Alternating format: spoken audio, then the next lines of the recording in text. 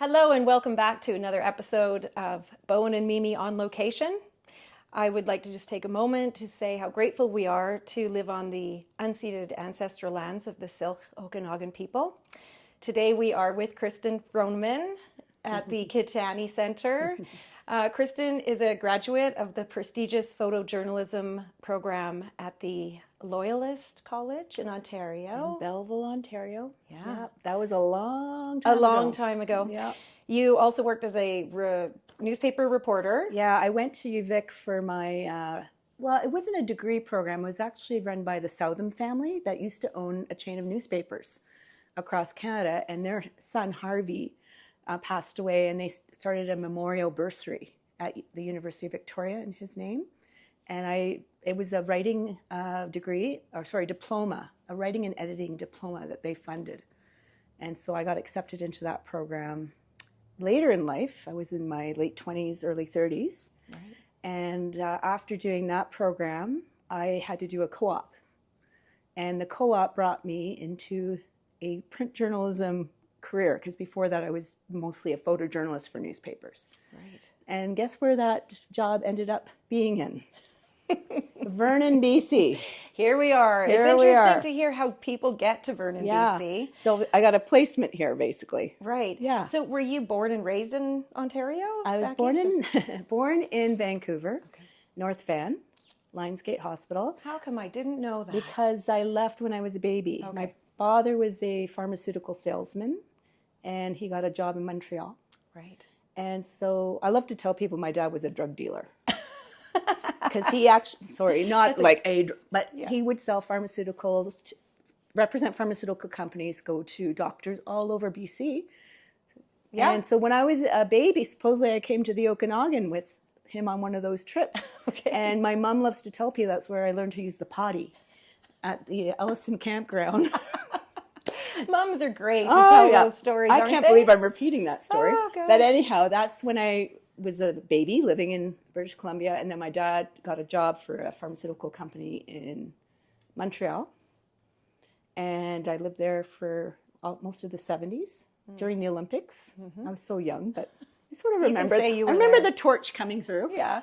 And Nadia Comaneci winning the gymnastics. Yeah. Mm-hmm. And then after that, we moved to Ontario, to Toronto. Okay. And that's where my mom grew up in Ontario, so we were returning to her roots. My grandparents lived in a city called Oshawa. Right. So we got to visit them more. I grew up in Toronto. I call that where I come from because it's where the formative years were spent. Right. Yeah. So the storytelling piece of you, the interest in writing, would you say that goes back to high school? Or? Oh, yeah, definitely. Probably even before that. Always loved writing stories. I was diagnosed with hyperactivity as a child. When I lived in Quebec. The teachers could not control me. I could not sit still. Was that unusual to actually get a diagnosis of that at that time? We know what it's called now. Yes. ADHD. Yes. Pretty much the same thing. Yeah. Is having behavioral issues where you can't really concentrate on one thing. But one thing I could concentrate on, eventually I found out, was writing. That I could sit and actually do my essays, and like one of the only subjects I did well in was English writing. Okay. Did you lean towards creative writing, or what back then? Yeah, it was all creative writing. Yeah. I think I started off probably more short story, and eventually I did dabble a little in poetry. And then someone in my English class, we used to read each other's work. That's just torture to do that to high school students, eh? And that's when I got into nonfiction. Was probably in my later teen years, writing personal essays, travel dialogues, all kinds of stories about other people. Yeah, and even autobiographical, but mostly biographical. I find, I always had my own story to tell, but I love telling other people's stories. And that obviously led into the journalism side of my writing. Right, and you picked up a camera at some point as well. Yeah, the photography came because I became a member of the yearbook crew in high school. It's a good way to get it. Basically, here's a camera, go start shooting, campus life and whatever. And I just found it was really fun. I had no idea. It was a manual camera. Had no idea how to use the thing. You know, oh, yeah, this is how you load the film. Crank, crank, crank. And then your, aperture and late. And you have to learn all of that from scratch. The camera doesn't do it for you. Yeah. So that's sort of where I got started. And then eventually I was like, I want to learn more. And I can't get into university. My marks aren't high enough. Again, maybe the ADHD, who knows. I failed math 3 times in grade 10. This is sounding familiar to me, just Is so it? you know. Okay, Oh, yes. good to know. I'm not alone. No, you're not alone. So I, couldn't get the grade point average up high enough to get myself into university. So I took a year and a half off and I traveled. And then I worked for a while. And then I heard about this photojournalism program through my dad's friend who worked at the Toronto Star. And a lot of Toronto Star photographers had gone through this program. Right. Yeah. So I The was prestigious Loyalist College. it's quite well known for this Photo J program. Which, unfortunately, I just read Is it gone? is gone as of last year. Like 40 Sad. years almost. No way. I hadn't heard that. I'm sorry to No, tell no, you that's that right okay. now. You get the feeling. 'Cause Yeah. Basically, it's becoming, I hate to say it, a lost art. Same with print journalism. Yes. Yeah. So, yeah, sad to hear.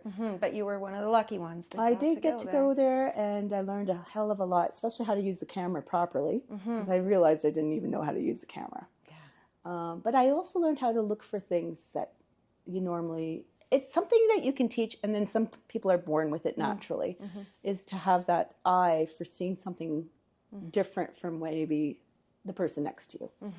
So they really taught us to start looking beyond the lens a little bit too. Right. And listening to people's stories. That actually a photographer has more access, because that's an intimate space between the lens and the subject. And you have to make that subject comfortable. And sometimes you're not even telling them what you're doing, and then you have to tell them after. So you have to learn how to communicate with people and make them feel at ease, because you're invading a very private part of their life. Yeah, that's a skill. It is a skill. It's different from pre-organizing an interview with somebody. They know what to expect. They're prepared. With the photography and photojournalism, it's often on the fly, what we call spot news. So what were some of your techniques in order to... I just knew how to make people at ease, I guess. I don't know. I'm like always very honest with people. Yeah. The hardest, and it didn't always go very well. Because I remember, I guess it was during school actually, and we had to do a spot news assignment. Now, spot news is like, if it bleeds, it leads, is sort of the, it's not a fun thing to do. Some people are good at it. I was not. And I was like, oh my God, what am I going to do for this assignment? And I'm in Peterborough, and I saw this guy lying on the ground with a big entourage ambulance around him. And there's approach with my camera, I'm so nervous. And I started photographing, and I'm like, I'm totally invading this person's, oh, this is terrible, what am I doing? And his friend saw me. And you can see on the contact sheet, which is a picture of all your negatives, of him looking at his friend with concern, looking up at me, pointing at me, and then the next frame, he is not in the frame because he's about to come and pound me. And I realized, there's better ways to approach these things. Right, yeah. It doesn't take long to learn that one. Exactly. So it's funny because some of the only awards I won in photojournalism were for spot news. Interesting. I know, which is the area of photojournalism I hated the most. Yeah. And one of them was featured in Maclean's magazine? I had an internship with Maclean's after, so one of our other things to graduate was to do an internship.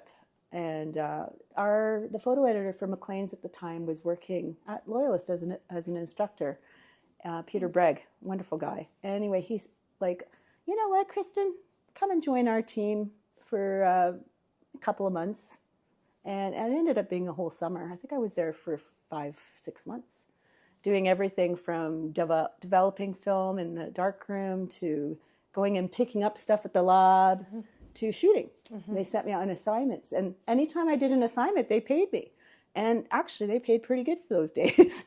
Right. So it was a great experience. I got to shoot some really cool stuff, like the Mexican president arriving to meet with the Ontario premier. I got to be in a scrum, which is like every photographer That's in the right. city, Yeah. you know, trying to fight for your their way. space. Got to shoot Jimmy Stewart when he was still alive. Oh, cool. Such a great experience. I got to meet everyday people, you know. Yeah. Do you still stay in touch with some of those mentors from that time? No, I've lost touch with a few of my fellow students. I've had, you know, with social media, we've had a few little connections. And some of them have gone on to do really great things in the photography field, and some have gotten completely out of it, like me. Right. Yeah. Yes. You totally did get out of it, but not completely. No, I still use. You know, well, I don't want to admit this on air, but I have used my phone for many a photography session. Because they make darn good phone cameras these days. Yes, but I still have my manual cameras. I've never gotten rid of them. They're gathering a bit of dust, and I still have my digital SLR, which I have used. Not as much, but they're there. They're ready for me when I need them. Right. Yeah. So 17 years at the Morning Star that's a long time to stay committed to one organization. And was that at the time where you started your family in Vernon, or like what held you? I started, well, I was only supposed to be here for 4 months. Oh. Because I started here from the University of Victoria Co-op for a 4-month internship, and that was in the summer of 2000. So after that internship was coming to near to an end, the arts editor decided to leave. And Glenn Mitchell, who was the editor at the time, asked if I would fill in his shoes. And so they offered me a full-time position in the arts. I just hit the jackpot. Yes. Yeah. So yes, I said, I'll take it.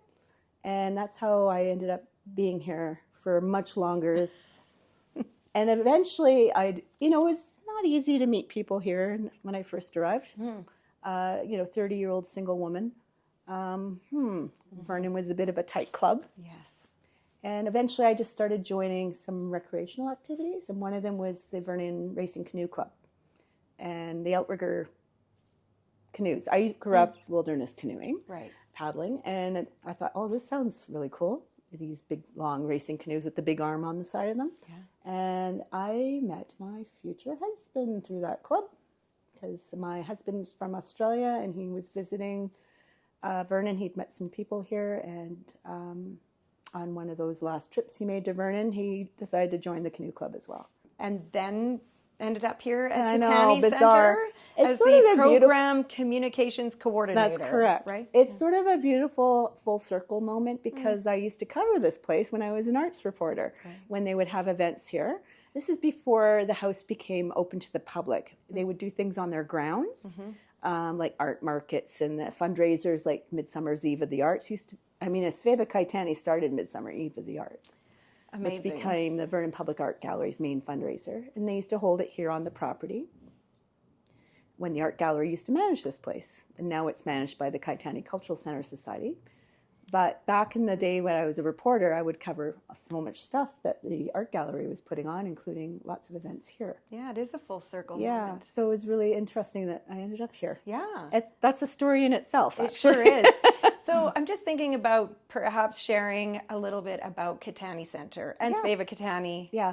Of course, we could talk for hours about it That all. would make, I think there's been movies made yes, about this. There are yes. movies. I think my Uncle Ralph was interviewed He in was. one of the documentaries. Yes, Sveva imprisoned. Right. Yeah. I think we could find a better title, but anyway. Yeah. So my connection with this place basically came about as a volunteer. And I was helping out the event coordinator at the time with some of the music festival, like they had a music series here. So I became the popcorn lady. I would come and use the popcorn machine and make the popcorn for... I remember these days. I burnt myself so many times that the burning oil from that machine would spurt out, and oh my gosh, danger pay. So I did that for Carrie McLeod, who was the event coordinator at the time. Yeah. And I just sort of loved the energy here. It was fun. I mean, I'd covered this place for so long. But there's something about Sveva's story that will just entrap you. And it's something that you learn more layers. As you go, you learn more layers of the story, and it's so intriguing. Yes. So for those who haven't heard it. It's a long story. It but is. Basically, Sveva came here in 1921 with her parents. So the Caetani Centre is a place where people can learn that story. Right. And not only that story, but anything that had sort of an affiliation with Sveva's passions. Art, also people that went through difficult times. She was a safe haven for a lot of her students. So Sveva became a teacher eventually. And there's so many layers to this story that we haven't even covered. Yeah. But Sveva, in her 50s, became a teacher. And she became the art teacher eventually at Charles Bloom Secondary in Lumbee. And many of her students have come to us with their stories. And some of them are pretty harrowing about they were going through some rough times maybe at home or whatever. And Sveva was their protector. Yeah. And so she would provide a safe haven, basically, in this house. Come over for tea. Oh, I have a job for you. I need you to do this. And she would give them a purpose. I've had grown men come in this house crying because they were having a rough go at home. And they remember Ms. Caetani taking them in. And one of them got, I think, a landscaping job. And he would come here for his purpose, his safety net, right? Yeah. Right. So she was an amazing. The more I hear those stories, the more I just want to tell her story. Yeah, without revealing too much, because there's a lot of secretiveness in this family story too, and you want to respect that, right? So I would say in high season from May to October is the time to come and see Sveva's works, and we do offer guided tours.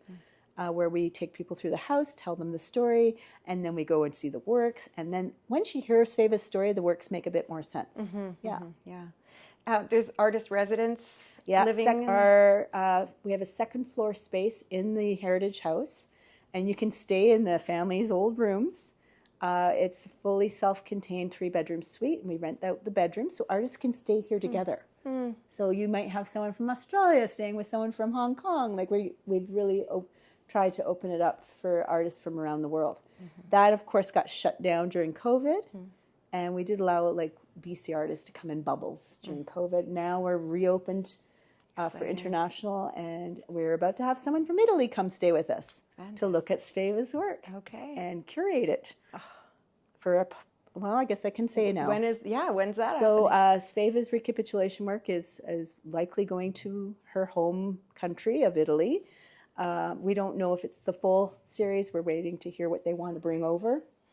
And that show will open up at the Maxi Museum of Contemporary Art. Pretty impressive museum. It's going to be in October, I believe, till January.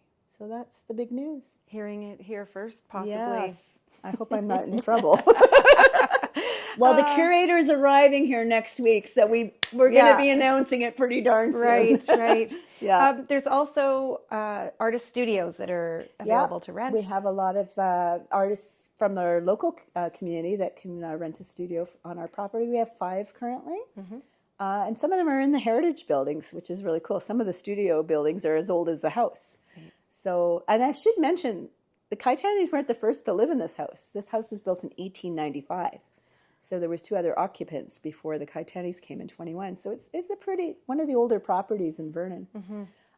Anyway, so the studios are being used by a wide variety of artists. We have woodworkers, we've got textile artists, we've got potters, and of course painters. And then we always reserve studio space for our artists in residence, the visiting artists as well. So we try to sort of spread that out a little bit so that there's opportunities for artists from everywhere to be able to come here. Yeah, and I think Sveva, that was the legacy she really wanted to leave, was to us become an art cultural center. That was in her will, basically. Yes, well, we're very lucky to have this center and so many amazing volunteers and hard workers that are keeping it thriving, really, with what you've shared. There's some great programming as well. Yeah, we have had some programming the past few months. One of them is Creative Reconciliation with Marielle Belanger and her daughter Sienna Lee Belanger, or Belanger Lee, sorry if I messed that up. So Sienna and Marielle have been doing basically, I think it's 5 sessions of reconciliation with different themes. And so people have been making hands-on art, like making art out of tule reeds, which come from local marshes, and telling their stories, like chaptik, while they do something with their hands. It's a very indigenous way of spreading information, oral information. We didn't really write things down, I guess, in those days. So they're really teaching people about what's the difference between sort of reconciliation, and how can we help in that manner as a society. The other workshops series we did was creating space, and that is a youth program for kids that maybe don't fit into your mold of learning normal, like art classes from, say, high school. This is for kids that are really sometimes under the radar, that want to express themselves creatively, but maybe they have some social issues that they don't feel comfortable doing it in a big classroom. So we try to make it very intimate, and we found all these great facilitators that they could relate to from various communities. So we had 4 different workshops. Would have been nice to see some of them better attended. Maybe it was the way we were getting the information out, I don't know. But the artwork these kids created was so cool. I loved, they were actually making tule paper from tule mats. That's Sienna did one of the workshops. And and then they could, after they did the initial workshop, they could come and drop in and finish their art project, like an open studio. So we offered that, and we're just wrapping up that program. Hopefully we can do some other kind of programming that involves the youth along with seniors. That would be an ideal thing we'd like to do. All of these are grant dependent. Because we want to pay our artists. Yes. That is important. We're not asking them to do anything for free. Very important. Actually, it makes me think about the Splash of Red. The Splash is one of our older fundraisers that we had here for over 10 years. We're trying to sort of shake things up in the fundraising way we do things. Trying to find other ways that we can celebrate art and not do an auction per se. So that's one thing we're working on right now. Okay. We also did something really unusual. We had a golf fundraiser. Okay. Because people in this darn town love to golf. Whatever works. And you know what? It was really successful. That's fantastic. And it was right at the Rise, and it was one of the first events to happen in the new restaurant at the Rise, and people were very generous. And yeah, we did really well from that fundraiser. Helps that we have a few golfers on our board. No, whatever works. And we had an art component too as well. These programs that you'd mentioned, they're all happening in the studio space? Yeah, we do them in the gallery. We also have the studio space. The gallery space. The gallery space. But the studios, we did have one of the workshops happen in the studio, which is like you can be messy in the studio. And Right. And hopefully when the weather gets nicer, because we have such a beautiful property, that we can do some land-based art. Maybe a dye garden with some of the plants and making paints out of that is definitely something we can do, because we have an incredible chunk of land here, and it's so central to Vernon. So did Sienna and Muriel say they would come back to do more? I think they are. They're in the family. Oh, we wonderful, want them back, because I missed out. So yes, we want them back here, and I'm pretty sure that I think they like us too. Right. Yes, of course. Good. Yeah, but we've learned so much from them, and they're just incredible artists, and they so represent the Silks culture so well that I think people. I've been working on my pronunciation. Oh yeah, me too. Yeah. You just have to ask a Silks. Right. This is why I'd love to participate in one of the programs because then I could. Yeah. Sienna studied the Silksian language at the university. She's a cultural ambassador. She's a great person to ask if you ever have any questions. Yeah. Okay. I really appreciate all these stories and we just having the time to be in this space and take it all in. Yeah. And I would love an opportunity to also see the Caetani Centre and maybe to go to the gallery. So perhaps we can say farewell see you for this moment. Okay, should we go look at some art? I think we should. Okay, well, let's do it. Hi, so welcome to the recapitulation series that Sveva worked on during 1978 to 1989. I got those years right now. You did. This is a selection of her works from that series. They're not in order, but they are, as she didn't paint them in order, but she did make them into a book in a sense, where you have different chapters and there's even intermission pieces. So her series was based loosely on Dante's Inferno and the Divine Comedy that Dante, the medieval poet from Florence, wrote. 13th century. Yes, and that actually goes back in her family. There's a history there with Dante. The Pope, one of the Caetani popes, was Bonifacio VIII, and he actually ousted Dante out of Florence because of Dante basically complaining about Bonifacio's staunch Catholicism, like the church rules the Western world. And Dante had some things to say about that. So when he got ousted out of Florence, he was writing Inferno, and he put the Pope, Caetani Bonifacio, into the depths of hell, in the circle of hell. It's part of the poem. So when in Sveva's interpretation of recapitulation, she's taking you through a journey, and it starts as she is contemplating about her life and her family's life story, places they've been, things they've read, philosophy, even mathematics, the Science Centre, the foray. She wants to have someone accompany her on the journey. So just like Inferno, Dante himself goes and finds Virgil to accompany him on this journey. And they enter, so she brings Leone back to life in a sense. It's a summons. Leone, her father. Her father. The second painting is called The Summons, and he takes this sort of ghostly appearance. He takes a few different appearances, but eventually it's an outline of him. I would almost say it's like a chalk outline, but it's a very detailed one. And this is important because guess what you can see in every painting? Sveva and her father are in almost every painting in recapitulation as the narrative device. Just like in Dante's Divine Comedy, they take you through the different parts of the story. Yeah. So you do enter hell, and eventually you come out at purgatory, and then the end is Paradiso, heaven. So there's these characters and this story that sort of follows the same as the Divine Comedy in the paintings. So I'm going to show you an example, and it's right over here. It's called The Nook, where you can really see these narrative devices. And there's the Leone outline I'm telling you about. So he appears in the painting. Sveva's there. You can see her at the bottom on the left.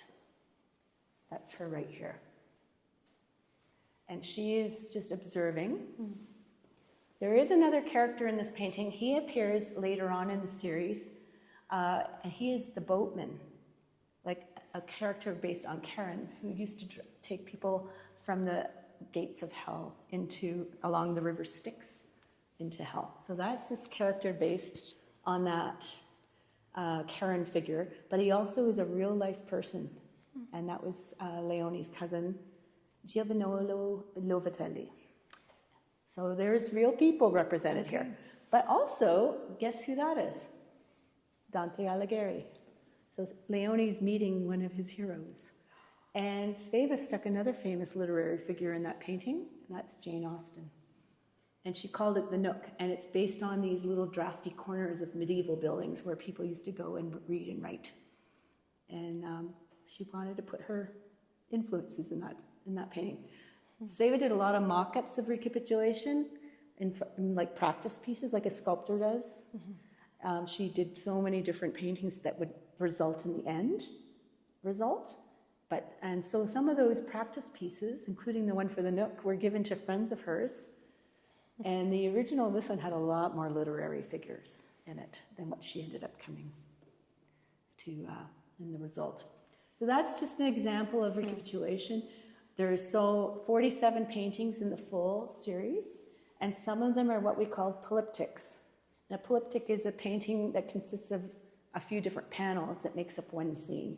And Sveva did some large format polyptychs, including the one that's on the cover of the recapitulation book, which is called A Presence in the Maelstrom, Angels of Poetry, and the famous piece, the Macamono, which is the one that's based on Beethoven's Ninth Symphony, and it looks like a piece of music. And that painting, there's segments of it on the mural downtown. in Vernon. So that's Right. why it's sort of recognizable. Okay, and we didn't actually mention about that. And That's a another whole big different story. but today is the day that they are presenting to council to try to save that. Save the mural. Yeah, Mm-hmm. we hope at least get an art policy put in place for public art in town. That's right. Yeah. There is a painting based on Ophelia, and that's her, and it's the second painting on this wall here.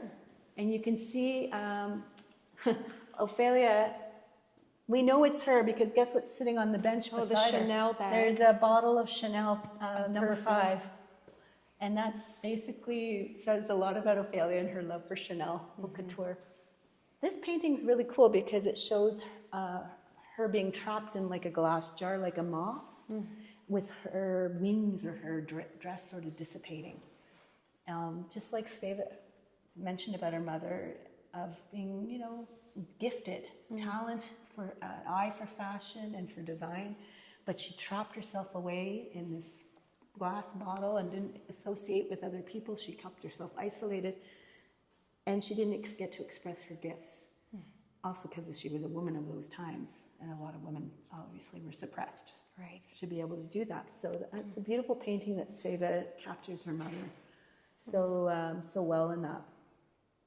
And again, she does that for a lot of her paintings. She paints very tenderly. When her mother appears, it's usually not monstrous, it's tender, you know? I like that you're keeping that part of the story alive. Yeah. Well, I'm probably the only one. Well, look at how Sveva painted her parents. There's both of them. Right. This is called Their World. And this painting has a lot of little Easter eggs in it. So look at how the tenderness between Leone and Ophelia, but look at the background. It says a lot about who they were as people. You've got Leone with sand dunes behind him. He was an explorer and adventurer, and he was very fascinated by Middle Eastern culture. And he wrote all those books about Islamic history. So that sort of explains very much about his background. And then you see Ophelia, these harsh mountains that sort of trap you in, and they're hard to break through. And it shows a lot about Ophelia, who really trapped herself, right? And then you have them coming together in a beautiful way. And you notice that Sveva's not in this painting. She left it just to her parents. One of the only paintings that she doesn't appear in. So yeah, it's quite a beautiful one. She painted such interesting paintings about her family. Well, I feel very lucky that we came today to see you because this will come down in a couple of days. Yeah, we're making way for a new exhibit. And then we'll put some new paintings up from Sveva's series in probably likely near the end of May when we start up our guided tour season again. Okay. And then they're coming down and they're going to Italy. So come and see them this summer and get a little taste of what recapitulation's all about and what Sveva's story is all about, because it really is a fascinating story of a BC artist that nobody's heard of. Until today. Thank you for reintroducing Sveva's work to me. You're welcome. And to share all these stories and the artworks. Yeah, so privileged. Pretty amazing. I never bore of these works. There's always something to see in them. Yeah. In fact, I get people coming here, that looks like a camera aperture. And I'm like, oh my gosh, it is. How did you know that? Oh, wow. Yeah. Actually, that painting's over here.